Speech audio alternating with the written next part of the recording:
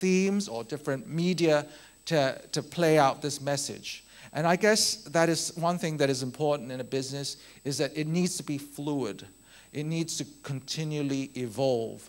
So when something comes up, an opportunity comes up, if I meet one of you guys who's willing to work with me on a new project, I'd do it, because I believe that it's important for a business to keep on evolving and keep on experimenting and keep on trying new things. And actually, if I wake up in the morning, I have 10 dreams, I have 10 ideas, I guess by the time I get to the office, 5 of them will be already gone. And after arguing with my partner over here, Benjamin, over some of these ideas, probably by the end of the day, I'd end up with maybe 1 or 2. And of the 1 or 2, probably only the one out of the original 10 would survive. And probably only 5% of that one idea would succeed as a business product. So, but I think it's very important to actually wake up with those 10 ideas, because in a way, how my business works is that I throw everything out and see what sticks. I don't know if that's a good advice, but that is very much how we experiment. And I think it's very important for companies to research and experiment and fail, because if you don't do that, you never find that 1% that's going to make your business work. So that was, well, there we are. This is our fashion range, from furniture shop to fashion. This, actually, believe it or not, is the entrance area of our office. Our office is in, yes, it was donated to us by Hingei Cha Chan Tang, which was a Cha Chan Tang, a cafe, local style cafe in Ngau Tau Kok Ha Chun, which is a housing estate that got pulled down. And they actually donated the whole Cha Chan Tang to us, and we actually used it to, as our entrance area. Our office, I don't know if anybody's been to Sakit Mei, Maui Chong Ying Ai Shou Zhong Sam, JCCAC, it's a one person, thank you. 2, 3, 4, thanks. It's an old industrial building that's been converted into artist studios and design offices. We take up 2 floors there. But what we also have in there is our collection of Hong Kong memorabilia. I'm a fanatical collector of Hong Kong junk, I think, actually.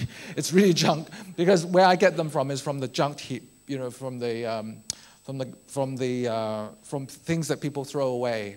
It's amazing what people throw away. Old bits of furniture, clocks, you know, staircases, lift doors. Oops, sorry. Yeah. Anyway, so this is actually our office, and it's open to the public. Anybody can walk into our office and share what we do and comment on what we do. The thing is, we wanted to create a sort of slightly experimental atmosphere, a really casual atmosphere for people to work and relax, because a lot of our products are about concepts and ideas.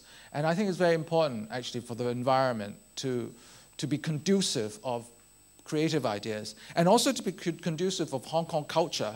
So we surround our designers and people who come in with things that are from Hong Kong, and hopefully these things would inspire them to come up with creative concepts. So I think the environment is also very is very important to creativity, to the frame of mind.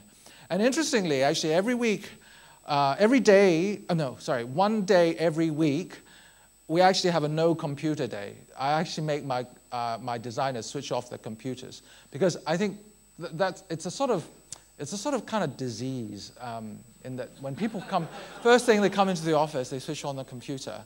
And I think, I mean, the computer is a great convenience tool, but sometimes I think it tends towards canned ideas as well. I think sometimes it's so easy to Google something and cut and paste that everything is sort of very canned, you know.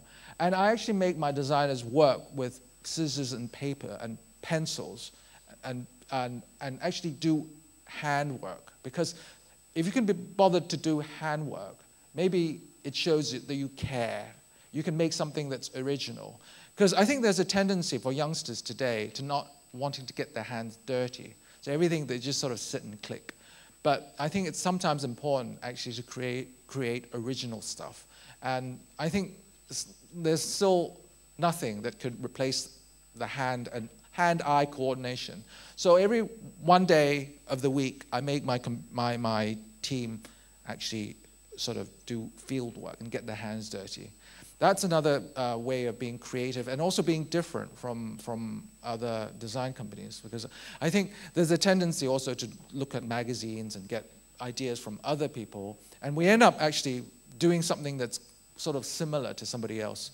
So again, another way of being different. This is a project that we did last year. Other than actually having our own 5 shops in Hong Kong, we are also actually a design consultancy company, and we do a lot of design work for people. This is one of the projects that we did last year, because remember, we were trained as architects, so we've always had this design business. It's just that G.O.D has just overtaken the original design business, has become more famous. But luckily, we had this project, and it sort of restored some of our, I don't know, our portfolio, I suppose. And I don't know if anybody can guess what this is. It's actually a coffee shop, yeah? And it's actually Starbucks. It's a Starbucks coffee shop in Central. So they asked us to come up with ideas for them, because I don't know if you know, Starbucks last year, I think they had some bad publicity regarding this shop that they opened in the Forbidden City in Beijing. Yeah, it was sort of supposedly sort of not enough respect for Chinese people by Americans. So they wanted to sort of make the Starbucks style a little bit more Chinese, a little bit more acceptable by locals. I mean, ironically, I think Hong Kong people like Starbucks because it's so American. But anyway, they showed us their design language and asked if we can give them some ideas how to make it more sort of Chinese. And I mean, I just hate the idea of something that's sort of sort of adulterated American style and sort of adding dragons and sort of decorative stuff and trying to make it Chinese. So I proposed something that's completely different. I said, why don't we do a Bing Sut, Bing Sut is like a 1950s style kind of Hong Kong diner, you know, because when Starbucks first started in the late 60s, Hong Kong had Bing Sut sort of eateries like this. That was when the cold drinks were first introduced in Hong Kong. So we thought, wouldn't it be ironic if Starbucks started in Hong Kong? It would be like this. So that was originally a joke, actually. And, but they loved the idea. So, I mean, at least the people that approached me in Hong Kong loved the idea. But they weren't sure if their bosses would. So somehow, I don't know how, it slipped through, my concept slipped through to Seattle, because Hong Kong is just a franchise, but Seattle is the head office, and everything needs to be approved in Seattle. And I was told, actually, that Mr. Schultz himself, the original founder of Starbucks, saw this concept and thought it was great. And he was the one that endorsed the whole thing, because if you imagine anything as radical as this would normally not go past middle management. And it would need the very big boss to personally approve of something that deviates from the original concept. And anyway, so 6 months later, we built this Bing Sut in Central, and it was just completely, people were like quite shocked in Hong Kong, because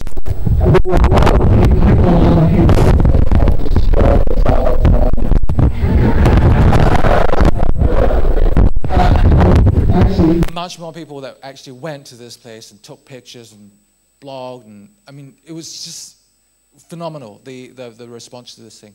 And it was reported in worldwide media. So now Starbucks is actually going to roll out a program where in every big city they're going to have a very different localized Starbucks. They call the concept extreme localization.